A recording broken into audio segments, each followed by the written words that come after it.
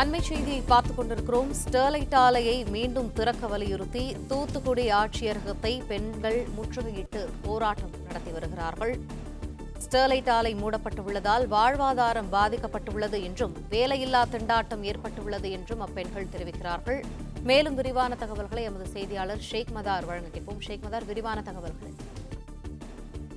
வணக்கம். தூத்துக்குடியில் இருந்து செயல்பட்டு வந்த ஸ்டெர்லைட் ஆலையை மீண்டும் திறக்க வலியுறுத்தி ஒவ்வொரு வாரமும் மக்கள் குறைத்திருக்கும் நாள் கூட்டத்தில் கிராம மக்கள் மற்றும் அந்த ஆலையை சுற்றியுள்ள பொதுமக்கள் ஆட்சியர் அலுவலகத்தில் மனு அளித்து வந்தனர். இந்த நிலையில் இன்று தூத்துக்குடி மாவட்ட ஆட்சித்தலைவர் அலுவலகத்துக்கு மீனவ மக்கள் மற்றும் ஆலையை சுற்றியுள்ள கிராம மக்கள், மகளிர் சுய உதவிக் குழு என 1000க்கும் மேற்பட்ட மக்கள் அங்கு ஒன்று திரண்டு ஆட்சியர் அலுவலகம் வந்தனர். அவர்களை போலீசார் தடுத்து நிறுத்தினர்.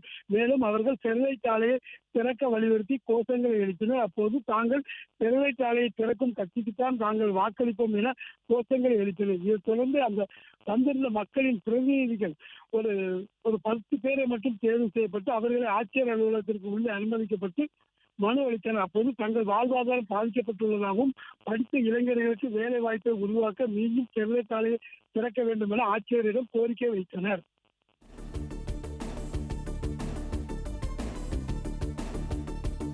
நன்றி ஷேக் மதார், விரிவான தகவல்.